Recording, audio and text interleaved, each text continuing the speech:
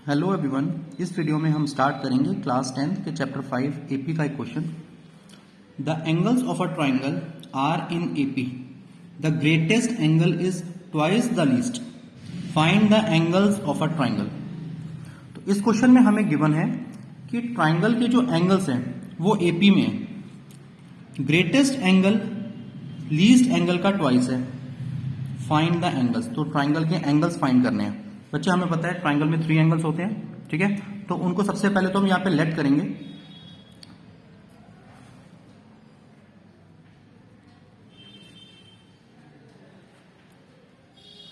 Late the angles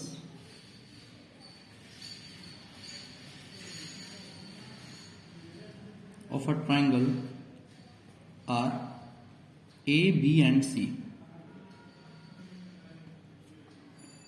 okay,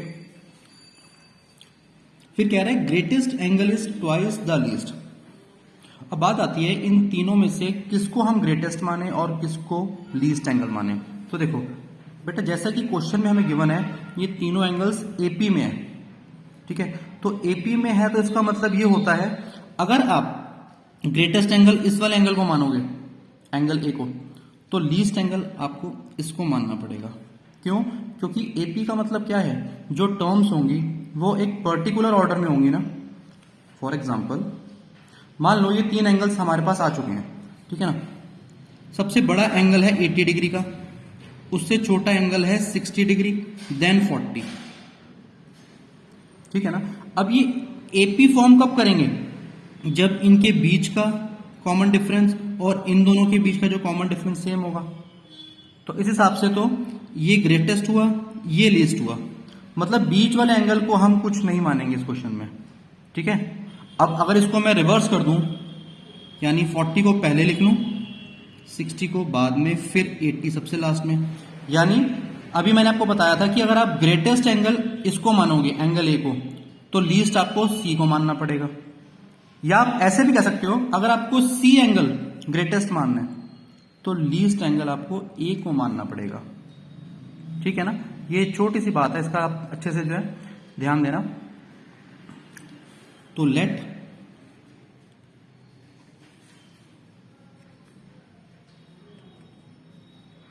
the greatest and least angles are, तो मैं greatest इसी को ले रहा हूं, ए को, लीस्ट सी को लूंगा। तो ग्रेटेस्ट हो गया ए और लीस्ट हो गया सी, ठीक है।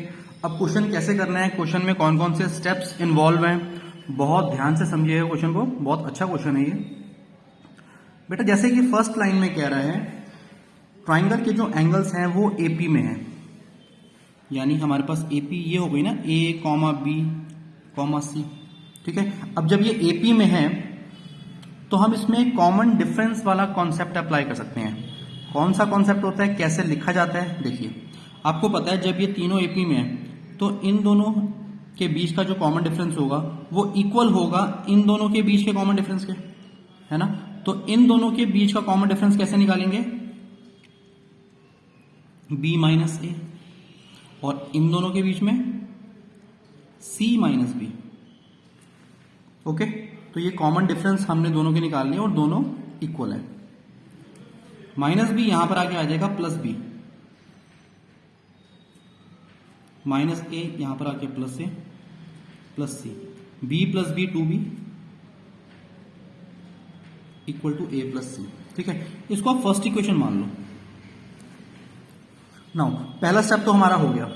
अब इसके बाद सेकेंड स्टेप कौन सा इसमें करेंगे, तो देखिए क्वेश्चन में कह रहा है the greatest angle is twice the least. Greatest angle कौन सा है, ए, तो यहां लिखेंगे greatest angle is twice the least, ठीक है। इसको मान लो सेकेंड इक्वेशन। अब इसके बाद क्या इन दोनों इक्वेशन से हम कुछ कर सकते हैं आगे क्वेश्चन को? नहीं, इसको भी ऐसे रहने दो दोनों को। एक स्टेप हमें और यूज करना है। वो स्टेप कौन सा है? क्योंकि जो क्वेश्चन में हमें ट्राइंगल की बात गिवन है, क्वेश्चन में क्या गिवन है, ट्राइंगल, तो हम एंगल सम प्रॉपर्टी भी तो लगा सकते हैं इसमें। 3 एंगल्स हमारे पास हैं, ए बी सी, तो इन तीनों का सम क्या हो जाएगा 180 degree. A plus B plus C equal to 180।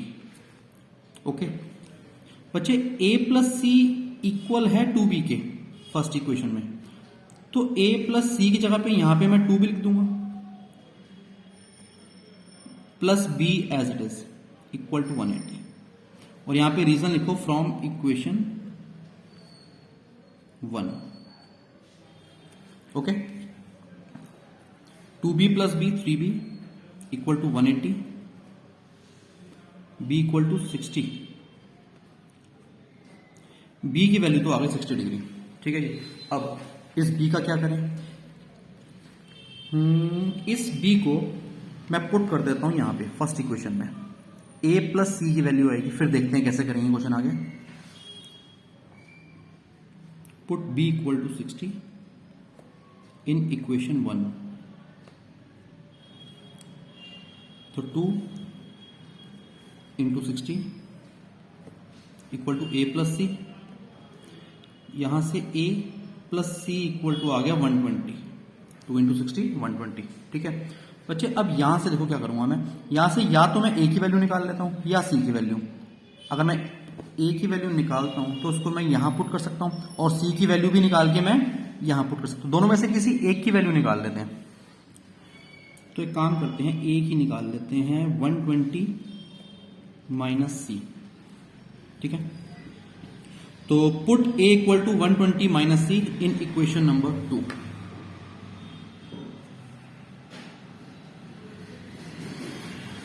Equal to 120 minus c in equation number 2।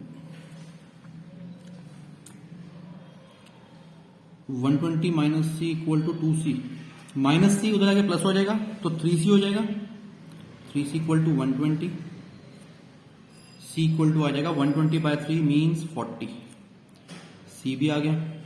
अब इस c की वैल्यू को आप इक्वेशन 2 में पुट करो, put c equal to 40 in equation 2।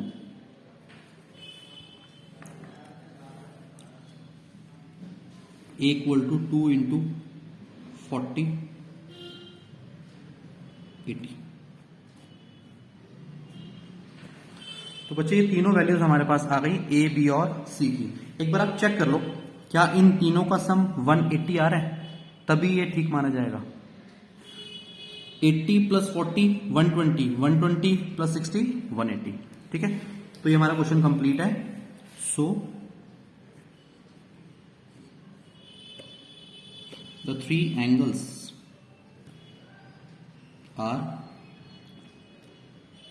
80, ए के बाद बी हमने लिया था ना 60, और उसके बाद फिर सी 40।